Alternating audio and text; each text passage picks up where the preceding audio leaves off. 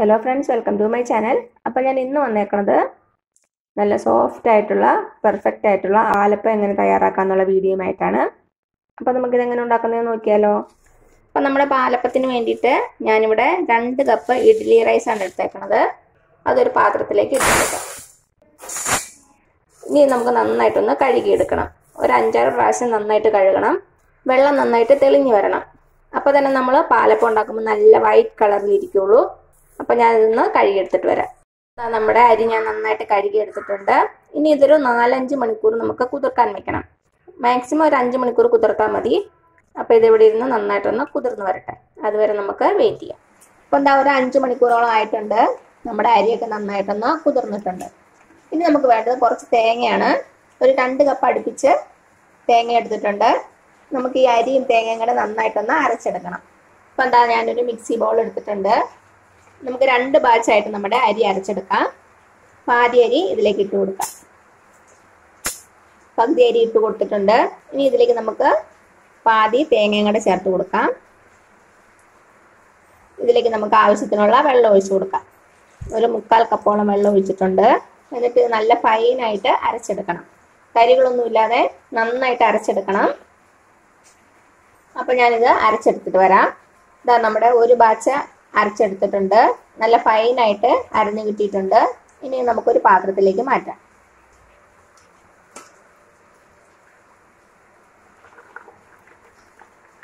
നമുക്ക് അടുത്ത ബാച്ച് ഇതേപോലെ തന്നെ അരച്ചെടുക്കാം. അരി ചേർത്ത് കൊടുത്തു. ഇനി തേങ്ങ ചേർത്ത് കൊടുക്കാം. ആവശ്യത്തിനുള്ള വെള്ളം ഒഴിച്ചു കൊടുക്കാം. ഇനി ഇത് നല്ല ഫൈനായിട്ട് അരച്ചെടുക്കാം. ഇതാ നമ്മുടെ അടുത്ത ബാച്ചും റെഡിയാണ്. അത് നമുക്ക് പാത്രത്തിലേക്ക് ഒഴിച്ചു കൊടുക്കാം. ഇതാ നമ്മുടെ മാവ് നല്ല ഫൈനായിട്ട് അരഞ്ഞു കിട്ടിയിട്ടുണ്ട്. ഇനി നമുക്ക് കുറച്ച് മാവ് എടുത്തൊന്ന് കപ്പി കാച്ചണം. കപ്പി കാച്ചുക എന്ന് പറഞ്ഞാൽ മാവൊന്ന് കുറുക്കിയെടുക്കണം. അത് ചെയ്യാവേ. കപ്പി കാച്ചാൻ വേണ്ടി ഞാനൊരു ചെറിയ പാത്രം എടുത്തിട്ടുണ്ട്. നമുക്കിതിലേക്ക് നമ്മുടെ മാവിൽ നിന്ന് ഒരു തവി മാവെടുത്ത് ഇതിലേക്ക് ഒഴിച്ചു കൊടുക്കാം. ഇതിലേക്ക് ഇനി 1 കപ്പ് വെള്ളവും കൂടെ ചേർത്ത് കൊടുക്കാം. അപ്പം ഞാൻ തീ കത്തിച്ചിട്ടില്ല. ഇനി നന്നായിട്ടൊന്ന് ഇളക്കി കൊടുക്കുക. വെള്ളവും മാവും കൂടെ നന്നായിട്ടൊന്ന് യോജിച്ച് വരണം. അപ്പം നന്നായിട്ടൊന്ന് മിക്സ് ചെയ്ത് കൊടുത്തു. ഇനി നമുക്ക് തീ കത്തിച്ച് കൊടുക്കാം. ഇപ്പം ഞാൻ തീ കത്തിച്ച് കൊടുത്തിട്ടുണ്ട്. ഇനി ചെറിയ തീയിൽ വെച്ച് നമുക്കിതൊന്ന് കുറുക്കിയെടുക്കണം. ഹൈ ഫ്ലെയിമിൽ വെച്ചാൽ പെട്ടെന്ന് അങ്ങ് കുറുകി വരും. അത് പാടില്ല. കുറച്ച് ടൈം എടുത്ത് നന്നായിട്ടൊന്ന് കുറുക്കിയെടുക്കുക. ഒരു 8-9 മിനിറ്റ് എടുക്കും. കണ്ടിന്യൂസ് ആയിട്ട് ഇളക്കി കൊടുത്തുകൊണ്ടേ ഇരിക്കുക, അല്ലെങ്കിൽ അടി പിടിക്കും. ഇപ്പം എന്താ നമ്മുടെ മാവ് ചെറുതായിട്ടൊന്ന് കുറുകാൻ തുടങ്ങിയിട്ടുണ്ട്.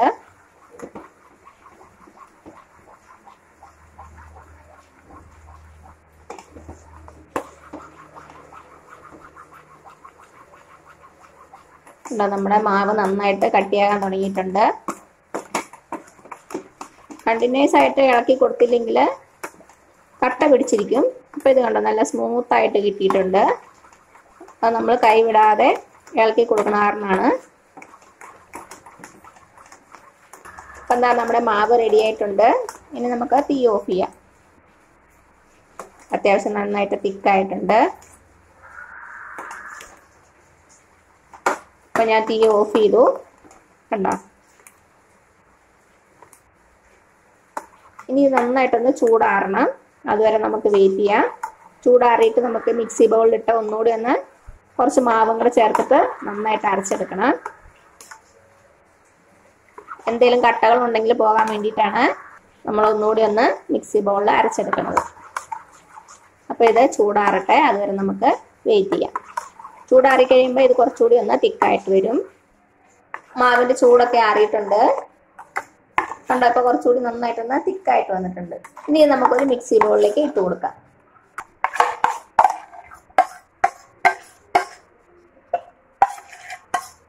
അപ്പം നമ്മൾ കുറുക്കി വെച്ച മാവ് മിക്സി ബൗളിലേക്ക് ഇട്ട് കൊടുത്തു. ഇനി ഇതിലേക്ക് നമ്മൾ അരച്ച് വെച്ച മാവിൽ നിന്ന് 1-2 തവി മാവ് ഒഴിച്ചു കൊടുക്കാം.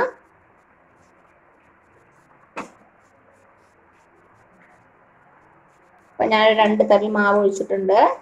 ഇനി ഇതിലേക്ക് നമുക്ക് ആവശ്യത്തിനുള്ള പഞ്ചസാര ചേർത്ത് കൊടുക്കാം. ഒരു 4-4.5 ടേബിൾ സ്പൂൺ പഞ്ചസാര ചേർത്ത് കൊടുക്കുന്നുണ്ട്. അത് നിങ്ങളുടെ മധുരത്തിനനുസരിച്ച് ചേർത്ത് കൊടുക്കാം. ഞാനിപ്പോൾ ഒരു 4 ടേബിൾ സ്പൂൺ പഞ്ചസാര ചേർത്ത് കൊടുത്തിട്ടുണ്ട്. ഇനി ഇതിലേക്ക് നമുക്ക് ഈസ്റ്റ് ചേർത്ത് കൊടുക്കാം. അപ്പോൾ ഞാനിവിടെ ഒരു 1/2 ടീസ്പൂണോളം ഈസ്റ്റ് ചേർക്കുന്നുണ്ട്. ഇപ്പോൾ ഒരുവിധം നല്ല തണുപ്പുള്ള സമയമല്ലേ, തണുപ്പുള്ള സമയമാകുമ്പോൾ നമുക്ക് ഈസ്റ്റ് കുറച്ച് കൂടുതൽ ചേർക്കണം. ഇപ്പം നല്ല ചൂടുള്ള സമയമാണെങ്കിൽ ഒരു 1/4 ടീസ്പൂണോളം മതിയാവും. അപ്പം നമ്മുടെ ഈസ്റ്റുകൾ ഇതിലേക്ക് ചേർത്ത് കൊടുക്കാം. ഇപ്പം ആവശ്യത്തിന് പഞ്ചസാരയും ഈസ്റ്റും കൂടെ ചേർത്ത് കൊടുത്തു. ഞാൻ കുറച്ചുകൂടി വെള്ളം ചേർത്ത് കൊടുക്കുവാണ്. എന്നിട്ട് നമുക്ക് ഇത് നന്നായിട്ടൊന്ന് അടിച്ചെടുക്കണം. അപ്പം എന്താ നന്നായിട്ടൊന്ന് അടിച്ചെടുത്തു. ഇനി ഇത് നമുക്ക് നമ്മുടെ മാവിലേക്ക് ഒഴിച്ചു കൊടുക്കാം.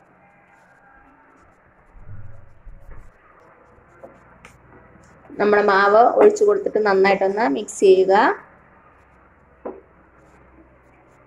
ഇനി ഇതിലേക്ക് നമുക്ക് ആവശ്യത്തിനുള്ള ഉപ്പും കൂടെ ചേർത്ത് കൊടുക്കാം. ആവശ്യത്തിനുള്ള ഉപ്പും കൂടെ ചേർത്ത് കൊടുത്തു. നന്നായിട്ട് ഇളക്കി കൊടുക്കുക. നമ്മുടെ മാവ് ദോശ മാവിനേക്കഴിഞ്ഞും കുറച്ചുകൂടി ഒന്ന് ലൂസായിട്ടുള്ള കൺസിസ്റ്റൻസിയാണ് വേണ്ടത്. ഞാനൊരു 2 ടേബിൾ സ്പൂൺ വെള്ളം കൂടെ ചേർത്ത് കൊടുക്കുവാണേ.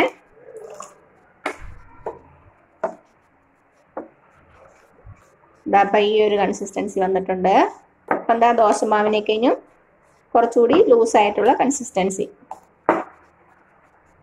ഉപ്പും മധുരവും ഒന്ന് ചെക്ക് ചെയ്ത് നോക്കുക. എനിക്കിപ്പോൾ ഇവിടെ എല്ലാം കറക്റ്റാണ്.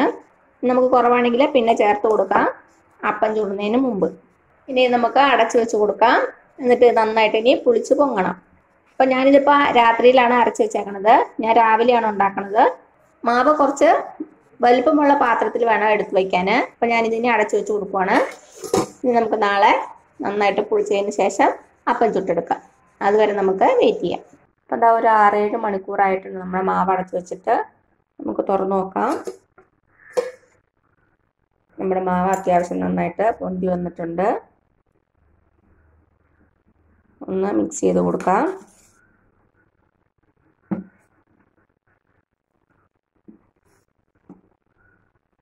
ഇനി നമുക്ക് അപ്പം ചുട്ടെടുക്കാം. വെള്ളം കുറവാണെന്ന് തോന്നുവാണെങ്കിൽ കുറച്ച് വെള്ളം കൂടെ ഒഴിച്ചു കൊടുക്കാം. എനിക്കിതിവിടെ കറക്റ്റാണ്. ഇനി നമുക്ക് അപ്പച്ചട്ടി അടുപ്പത്ത് വയ്ക്കാം. അപ്പം എന്താ ഞാൻ അപ്പച്ചട്ടി അടുപ്പത്ത് വെച്ചിട്ടുണ്ട്. നന്നായിട്ടൊന്ന് ചൂടാകട്ടെ. അത്യാവശ്യം നന്നായിട്ട് ചൂടാകണം. ഇതിപ്പോൾ നോൺ സ്റ്റിക്കിൻ്റെ കാരണം എണ്ണയൊന്നും യൂസ് ചെയ്യണ്ട. നോൺ സ്റ്റിക്ക് അല്ലെങ്കിൽ കുറച്ച് എണ്ണ പരട്ടി കൊടുക്കണം. അപ്പം എന്താ നമ്മുടെ ചട്ടി നന്നായിട്ട് ചൂടായിട്ടുണ്ട്. നമുക്കിനി നമ്മുടെ മാവ് ഇതിലേക്ക് ഒഴിച്ചു കൊടുക്കാം. ഒരു തവി മാവ് ഒഴിച്ചാൽ മതി. എന്നിട്ടൊന്ന് ചുറ്റിച്ചു കൊടുക്കുക.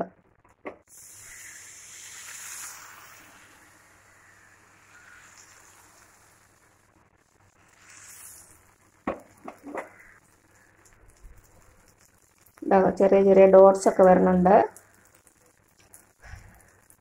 ഡോട്ട്സ് വന്നു കഴിഞ്ഞാൽ നമ്മൾ തീ കുറച്ച് വയ്ക്കണം. എന്നിട്ട് ഇത് അടച്ചു വെച്ച് കൊടുക്കാം. നമ്മുടെ അപ്പം വെന്തിട്ടുണ്ടാവും. തുറന്നു നോക്കാം. ഇത് നന്നായിട്ട് വെന്തിട്ടുണ്ട്. ഇവിടെയൊക്കെ ചെറുതായിട്ട് ബ്രൗൺ കളർ ആയിട്ടുണ്ട്. ഇനി നമുക്കിത് നമ്മുടെ അപ്പച്ചട്ടിയിൽ നിന്ന് മാറ്റാം.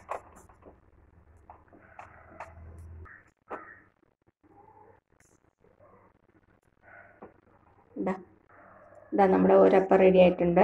ബാക്കിൽ നല്ല ഗോൾഡൻ കളർ ആയിട്ടുണ്ട്. ഇനി ഓർണോടെ നമുക്ക് ഉണ്ടാക്കിയെടുക്കാം. മാവ് ഒഴിക്കുമ്പോൾ തീ കുറച്ച് കൂട്ടി കൊടുക്കണം.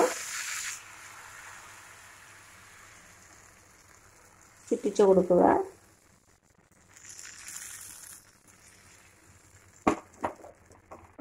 ചെറിയ ചെറിയ ഡോട്ടുകൾ വരുമ്പോൾ നമുക്ക് തീ കുറച്ചിട്ട് കൊടുക്കാം. ഇനി അടച്ചു വെച്ച് കൊടുക്കാം. അപ്പം എന്താ നമ്മുടെ രണ്ടാമത്തെ അപ്പം റെഡി ആയിട്ടുണ്ടാവും. ഇതാ നമ്മുടെ അപ്പം റെഡി ആയിട്ടുണ്ട്. അപ്പം നിങ്ങൾക്ക് സൈഡ് കുറച്ച് കൂടുതൽ മൊരിയണമെങ്കിൽ കുറച്ച് സമയം കൂടെ അടുപ്പത്ത് വയ്ക്കുക. അതല്ല കുറച്ച് സോഫ്റ്റായിട്ട് നന്നായിട്ട് മൊരിയണ്ട, സോഫ്റ്റായിട്ട് വേണമെങ്കിൽ കുക്കിംഗ് സമയം കുറച്ച് കൊടുത്താൽ മതി. പാത്രത്തിൽ നിന്ന് മാറ്റാം. ഇത് അപ്പച്ചട്ടിയുടെ കൂടെ തന്നെ കിട്ടുന്നതാണ്. അത് വെച്ച് ജസ്റ്റ് ഒന്ന് ഇളക്കി കൊടുത്താൽ മതി. അപ്പം നിങ്ങളുടെ കയ്യിൽ അപ്പച്ചട്ടി ഇല്ലെങ്കിൽ നമ്മൾ ദോശ ഉണ്ടാക്കുന്ന പാനിൽ നമ്മുടെ അപ്പം ഉണ്ടാക്കാം. അത് ഞാൻ ഉണ്ടാക്കി കാണിക്കാം. അപ്പം അതാ ഞാനൊരു ദോശപ്പാൻ വെച്ചിട്ടുണ്ട്. ഒന്ന് ചൂടാകട്ടെ. അപ്പം നമ്മുടെ പാൻ ചൂടായിട്ടുണ്ട്. ഇതിലേക്ക് നമ്മുടെ മാവ് ഒഴിച്ചു കൊടുക്കാം.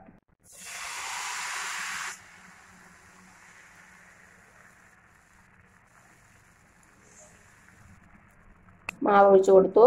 ഇനി ചെറിയ ചെറിയ കുത്തുകൾ വരുമ്പോൾ തീ കുറച്ചിട്ട് കൊടുക്കുക. ഇനി ഇത് അടച്ചു വെച്ച് കൊടുക്കാം. തുറന്നു നോക്കാം. ഇതാ നമ്മുടെ അപ്പം റെഡി ആയിട്ടുണ്ട്. അപ്പച്ചട്ടിയിലെ പോലെ സൈഡിൽ മൊരിഞ്ഞു വരുകയില്ലെന്നേ ഉള്ളൂ. നല്ല സോഫ്റ്റായിട്ട് നമ്മുടെ അപ്പം റെഡി ആയിട്ടുണ്ട്. നല്ല പഞ്ഞി പോലുള്ള പാലപ്പം. അപ്പോൾ അപ്പച്ചട്ടി ഇല്ലെങ്കിലും നമുക്ക് നല്ല സോഫ്റ്റായിട്ട് ദോശപ്പാനിൽ തന്നെ ഉണ്ടാക്കാൻ പറ്റും. അപ്പം എന്താ നമ്മുടെ അപ്പം ഞാനൊരു പാത്രത്തിലേക്ക് മാറ്റിയിട്ടുണ്ട്. അപ്പോൾ എല്ലാവരും ഒന്ന് ട്രൈ ചെയ്ത് നോക്കുക. എന്നിട്ട് അഭിപ്രായങ്ങളൊന്നും അറിയിക്കാൻ മറക്കരുത്. അപ്പോൾ നിങ്ങൾക്ക് വീഡിയോ ഇഷ്ടമായാലും താഴെ കാണുന്ന ചുമന്ന സബ്സ്ക്രൈബ് ബട്ടണിലൊന്ന് പ്രസ് ചെയ്ത് സപ്പോർട്ട് ചെയ്യണേ.